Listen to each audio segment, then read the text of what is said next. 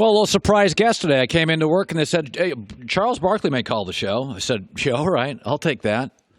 There's two networks that have the NBA. There's a reason I watch one more than the other. TNT, because of Charles Barkley. He's on a pre- and post-game show. It's the best thing on television during the NBA season. And he's always very accommodating to the press, talks to people all the time. He was a hoot when I covered the NBA in Portland, Oregon. And Charles is joining us. Charles, I was thinking about this with KD the other day. If I was KD's agent, I could never tell him, go to a worse owner and make less money. I could never tell a player that. The idea that Kevin Durant's going to take less money and go to a lousy owner in New York, if you were KD's agent, what would you tell him to do, Charles? You know, Colin, as a guy who never won the championship, he would have played with the most talent available. Because losing sucks. I mean, losing sucks. And no matter how much money you make, he's going to make, money from Nike. He's going to do commercials. But, I'm always fascinated when these teams break up because they can't get along.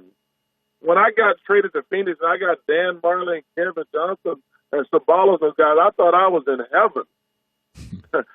Playing in Philly on those teams that sucks all those years, being a one-man band, that's not a lot of fun.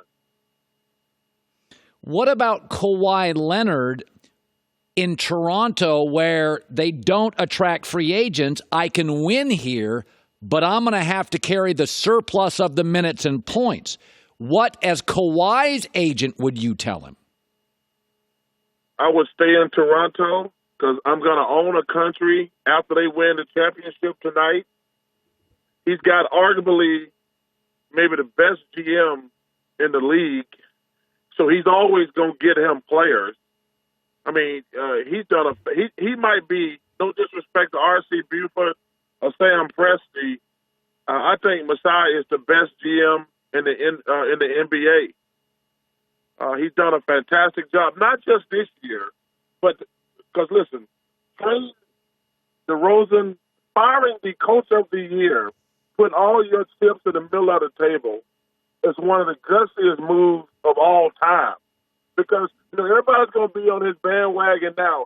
If these guys had lost the first round or second round of the playoffs, we would have been killing him. Yeah. But now we got to praise that man. Because he could have kept DeRozan, won another 50-some games a year, and got beat in the playoffs and been content. I got nothing but respect for that man to put all his chips in the middle of the table. But Colin, what's going to be interesting, I'm watching all these people talk about free agency. Listen, if you don't get KD or Kawhi, you're not really getting a superstar.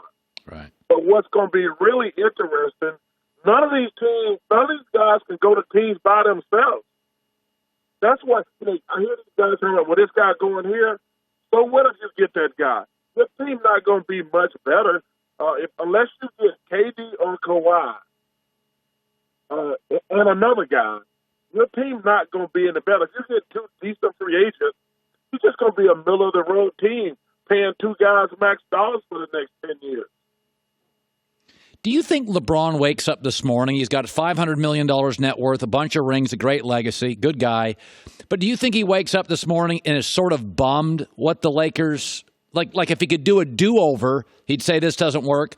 Or do you think he reached sort of Michael Jordan may have done this. He kind of reached a mogul stage.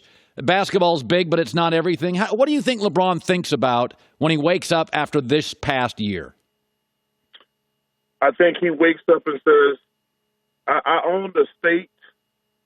When I went back to the Cleveland, my legend is already secure, and I can just play. If we win another one, they might make me president if I win another one in Cleveland. Because listen, going to the Lakers, I clearly don't think that was a basketball decision. That was an after-life decision. He was going to learn the business model from Magic Johnson. And I think he made a mistake going to the Lakers, a huge mistake. Yeah, I think you're right. Load management. I don't like it, but man, Charles, Kawhi Leonard looks healthier than these Warriors, is the future of the NBA, guys saying, I'm taking 20 games off in the regular season. Well, if we have our stars taking 20 games off, the NBA won't be around. We can't be paying guys $40, $50, $60 million and them sitting out 20 games a year, the best players. That's not fair to the game.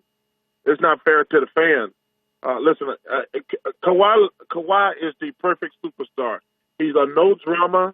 He just wants to play basketball.